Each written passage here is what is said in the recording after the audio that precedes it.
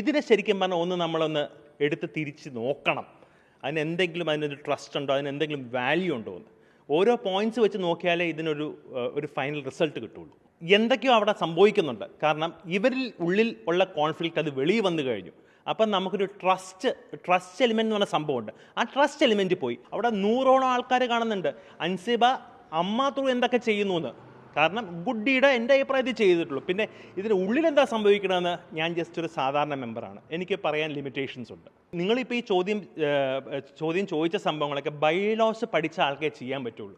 ഞാൻ ഇനി ബൈലോസ് പഠിക്കും, എന്നിട്ട് എനിക്ക് അടുത്ത ആൻസർ നിങ്ങൾക്ക് തരാൻ പറ്റൂ. കാരണം ഇതൊക്കെ ശരിക്കും പറഞ്ഞാൽ ഓൾറെഡി ഇതിൻ്റെ അകത്ത് എഴുതിയ കാര്യങ്ങളാണ്. നടൻ കൃഷ്ണയാണ് റിപ്പോർട്ടർ ടി.വിക്കൊപ്പം ചേരുന്നത്. അമ്മ സംഘടനയിലെ പല തർക്കങ്ങളും പ്രശ്നങ്ങളും എല്ലാം ഇപ്പോൾ നിരന്തരം വാർത്തകൾ വന്നുകൊണ്ടിരിക്കുകയാണ്. അൻസിബയുടെ ആരോപണങ്ങളൊക്കെ കേട്ടിട്ടുണ്ടാവും. എന്താ പറയാനുള്ളത്? ഞാൻ ഈ ഇൻ്റർവ്യൂ തന്നെ അൻസിബയുടെ നിങ്ങളുടെ ചാനലിൽ തന്നെ ഒരു റിപ്പോർട്ട് കണ്ടാണ് ഞാൻ പ്രതികരിക്കുകയാണ്. കാരണം ഇത്രയും ആത്മാർത്ഥയായിട്ട് അമ്മയിൽ പ്രവർത്തിച്ചുകൊണ്ടിരിക്കുന്ന ഒരു പെൺകുട്ടിയാണ് അൻസിബ. എന്തുകൊണ്ട് ഈ ഒരു സമയത്ത് അവരിങ്ങനെ എക്സ്പ്ലോഡ് ചെയ്തു? അതിനെന്തെങ്കിലും കാര്യമുണ്ടാവും. അവർ സ്ട്രെച്ച് ചെയ്യുന്ന 10-15 പോയിൻറ്റ്സ് എല്ലാം വളരെ വാലിഡ് പോയിൻറ്റ്സ് ആണെന്ന് തോന്നുന്നു എനിക്ക്. അതുകൊണ്ടാണ് ഞാൻ നിങ്ങൾ വിളിച്ചോടനെ സംസാരിച്ചത്. ഇതിനെ ശരിക്കും പറഞ്ഞാൽ നമ്മളൊന്ന് എടുത്ത് തിരിച്ച് നോക്കണം. അതിനൊരു ട്രസ്റ്റ് ഉണ്ടോ, അതിനെന്തെങ്കിലും വാല്യൂ ഉണ്ടോ എന്ന്. ഓരോ പോയിൻറ്റ്സ് വെച്ച് നോക്കിയാലേ ഒരു ഫൈനൽ റിസൾട്ട് കിട്ടുള്ളൂ. അൻസിബ ഉന്നയിക്കുന്നത് ഗുരുതരമായ ആരോപണങ്ങളാണ്. ജിഹാദി എന്നുൾപ്പെടെ ഒരു മത തീവ്രവാദിയായി ഉൾപ്പെടെ ചിത്രീകരിക്കാനുള്ള ശ്രമങ്ങൾ നടന്നു എന്നൊക്കെയുള്ള ആരോപണങ്ങളാണ് അൻസിബ ഉന്നയിക്കുന്നത്. ഏതായാലും ആ വിഷയം ഇനി എന്ത് തന്നെയായാലും അമ്മ അഡ്രസ്സ് ചെയ്യേണ്ടതാണ് എന്ന് തന്നെയാണ് അഭിപ്രായം, അല്ലേ? ആ സംഭവം ഞാൻ കേട്ടിട്ടില്ല. ഞാൻ അൻസിബ പറഞ്ഞത് മാത്രമേ കേട്ടിട്ടുള്ളൂ. അതിൻ്റെ ഉള്ളിൽ എനിക്ക് കൂടുതൽ പോകാൻ താല്പര്യമില്ല. പക്ഷേ എന്തൊക്കെയോ അവിടെ സംഭവിക്കുന്നുണ്ട്. കാരണം ഇവരിൽ ഉള്ളിൽ ഉള്ള കോൺഫ്ലിക്റ്റ് അത് വെളിയിൽ വന്നു കഴിഞ്ഞു. അപ്പം നമുക്കൊരു ട്രസ്റ്റ് എലിമെൻ്റ് എന്ന് പറഞ്ഞ സംഭവമുണ്ട്. ആ ട്രസ്റ്റ് എലിമെൻറ്റ് പോയി. ഓരോ കാര്യങ്ങളും ഉച്ചരിക്കുമ്പോഴും അതിനകത്ത് എന്തെങ്കിലും ഒരു നെഗറ്റീവ് പോയിൻറ്റ്സ് അതിനകത്ത് കാണുന്നുണ്ട്. ഇപ്പോൾ അതൊക്കെ അവരുടെ പേഴ്സണൽ, ഇപ്പോൾ നമ്മുടെ ഒരു കുടുംബം നടക്കുമ്പോൾ 10 പേര് സംസാരിക്കുമ്പോൾ ആ ഒരു പേഴ്സണൽ സാധനം അവിടെ വെച്ച് തീർക്കാൻ പറ്റാത്തപ്പോഴാണ് ആ രഹസ്യം പരസ്യമാവുന്നത്. അത് അവർ തമ്മിൽ തീർക്കേണ്ട കാര്യങ്ങളാണ്. അത് നമുക്കറിയേണ്ട കാര്യമില്ല. ഞങ്ങൾ മെമ്പേഴ്സാണ്, ഞങ്ങൾക്ക് റിസൾട്ട് വേണം. ഞങ്ങൾ അമ്മ എന്ന് പറഞ്ഞാൽ ഞങ്ങൾ ജസ്റ്റ് വന്ന് ഫുഡ് കഴിച്ചിട്ട് നമ്മൾ കൈയും കൊടുത്തിട്ട് പോകുന്നതല്ല. ദർ ഇസ് ഒരു പുണ്യതയുണ്ട് എൻ്റെ അകത്ത്, ഒരു വെൽഫെയർ ഉണ്ട്. വെൽഫെയർ ക്രീമാണ്, അല്ലാതെ ഒരു താരരാജാവിൻ്റെ മാത്രമല്ല. എന്നെപ്പോലെ ഒരു സിനിമയില്ലാത്ത സിനിമാക്കാരുടെ ഒരു സംഘടന കൂടെയാണ് അമ്മ. അപ്പോൾ ആ സംഭവത്തിൽ നമ്മളെ ഒരിക്കലും വിട്ടുകളയരുത്. അതിൻ്റെ കോറ് വരെ പോകണം. എന്താ സംഭവിച്ചിരിക്കുന്നത് അതിനെക്കുറിച്ച് സ്റ്റഡി ചെയ്യാൻ വേണ്ടി നമ്മുടെ മെയിൻ ആൾക്കാർ തന്നെ, പഴയ നിന്ന ആൾക്കാർ തന്നെ വരണം. വലിയ ചർച്ചകൾക്കൊടുവിലാണ് പുതിയ ഭാരവാഹികൾ വരുന്നത്. ഒരു വനിതാ ഭാരവാഹികൾ അമ്മയ്ക്ക് വരുന്നു. അത്തരത്തിൽ ഒക്കെ വന്നെങ്കിലും ഇപ്പോഴത് വലിയ പരാജയമാണെന്ന് മാലാപാർവതി ഉൾപ്പെടെയുള്ള ആളുകൾ പറയുകയാണ്. അത് ഭാരവാഹി മാറ്റം വേണം എന്നൊക്കെ പറയുകയാണ്. മാലാപാർവതിയുടെ വിഷൻ എനിക്കറിയില്ല. ഞാൻ എൻ്റെ വിഷൻ പറയുകയാണെങ്കിൽ മാറ്റം വേണമെങ്കിൽ ആകാം. പക്ഷേ ഇവർ നിന്ന് പരിഗണിച്ചാൽ നമുക്കവിടെ മാറ്റം വേണ്ട. എന്തുകൊണ്ട് ഈ ഒരു പുതിയ ആൾക്കാരെ ഞാൻ പോലും വോട്ട് ചെയ്ത് കൊണ്ടുവന്ന എന്തുകൊണ്ടാണ്? ഒരു ചേഞ്ച്, ഒരു സിസ്റ്റം, ഒരു സൊസൈറ്റിക്ക് ഒരു ചേഞ്ച്, ഒരു ഗ്രൂപ്പിനൊരു ചേഞ്ച് വരുമ്പോൾ അതിൻ്റെ എഫേർട്സ് വിഷൻലെസ് ആണ് ശരിക്കും പറഞ്ഞത്. പക്ഷേ ഇത് കൈവിട്ട് പോയിരിക്കുകയാണ്. ഇത് നമ്മളെ വരിച്ചുകൊണ്ട് നമ്മളെ കാണിച്ചു തരേണ്ട ആൾക്കാർ ഇപ്പം അവരിങ്ങനെ വഴക്കുണ്ടാക്കുമ്പോൾ നമുക്ക് തന്നെ അതിനകത്ത് വലിയ വിഷമമാണ്.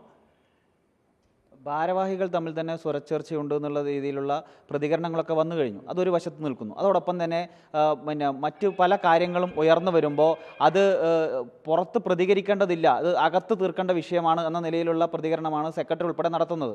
ആ നിലയിൽ അകത്ത് തന്നെ പറഞ്ഞ് പരിഹരിക്കേണ്ട വിഷയമാണ്. ഇപ്പോൾ ഇത് പുറത്തേക്കെല്ലാം വന്നു കഴിഞ്ഞു. അപ്പോൾ പൊതുജനങ്ങളോട് കൂടി പറയാൻ ഒരു ബാധ്യതയില്ലേ? തീർച്ചയായിട്ടും.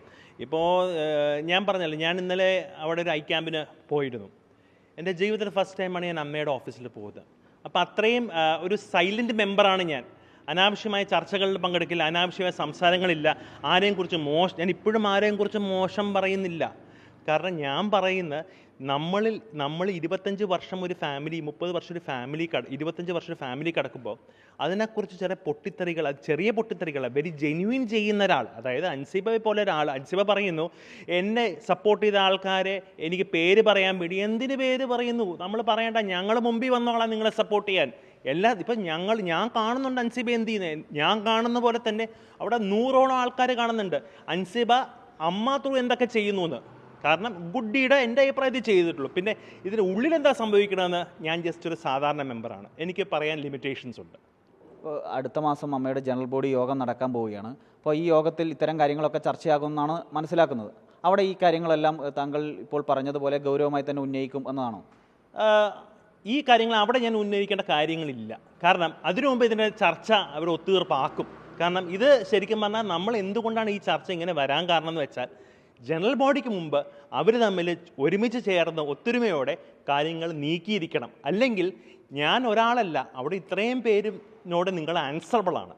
അപ്പം ഞാൻ അവിടെ ഒറ്റാൾ പ്രതികരിച്ചുകൊണ്ട് എനിക്ക് കാര്യമില്ല. എനിക്ക് അവിടെ വലിയ ആളെ എനിക്ക് അങ്ങനെ താല്പര്യമില്ല. ഞാൻ ചിലപ്പോൾ അവിടെ പ്രതികരിച്ചില്ല എന്ന് ഇരിക്കും. കാരണം ഒരു കൂട്ടായ്മയാണ്. ഇവരാരും എൻ്റെ കൂടെ സഹകരിച്ചില്ലെങ്കിൽ ഞാൻ അവിടെ ഒറ്റാനെ കളിച്ചിട്ട് എന്താ കാര്യം? ഒറ്റപ്പെട്ടു പോകും. അങ്ങനെ ഒറ്റപ്പെട്ട് എനിക്ക് നിന്ന് അത് ചെയ്യാനുള്ള ഫൈറ്റ് ചെയ്യാനുള്ള പവറൊന്നും എനിക്കില്ല. അപ്പോൾ കൂട്ടത്ത് അവർ ഓക്കെ എന്ന് പറഞ്ഞാൽ ഇവർ തന്നെ നിൽക്കണം എന്ന് പറഞ്ഞാൽ ഇവർ നിന്നോട്ടെ. ഇനി അഥവാ ഇവർ നിൽക്കണ്ടെന്ന് പറഞ്ഞാൽ എനിക്കൊന്നും ചെയ്യാൻ പറ്റില്ല. എൻ്റെ നയം ഞാൻ വ്യക്തമാക്കി നിങ്ങൾ വിളിച്ചുകൊണ്ട് പറഞ്ഞുകൊണ്ട് മാത്രം. അതുപോലെ തന്നെ ഒരു കാര്യം കൂടി ചോദിക്കുകയാണ്. അമ്മ സംഘടനയുടെ നിങ്ങളുടെ കുടുംബ സംഗമത്തിൽ അതിൻ്റെ സ്പോൺസർഷിപ്പിലേക്ക് ഒരു അമ്പലത്തിൻ്റെ ഒരു ക്ഷേത്രത്തിൻ്റെ ഭാഗമായി ഒരു സ്പോൺസർഷിപ്പ് വരുന്നു.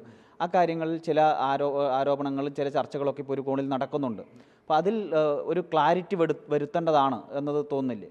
അതിൽ പൊളിറ്റിക്സുമായി ചേർത്ത് വെച്ചുകൊണ്ടുള്ള ചില ചർച്ചകളൊക്കെ ഇപ്പോൾ നടക്കുകയാണ്. അതായത് ഞാൻ പറഞ്ഞല്ലോ, ഞാൻ അവിടുത്തെ വെറും മെമ്പറാണ്. ഈ ചെയറിലിരിക്കുന്നൊരു മെമ്പറാണ്. ആ ചെയറിലിരിക്കുന്ന മെമ്പർ മാത്രമല്ല, ഞാൻ ഏറ്റവും പുറകിലിരിക്കുന്ന മെമ്പറാണ്.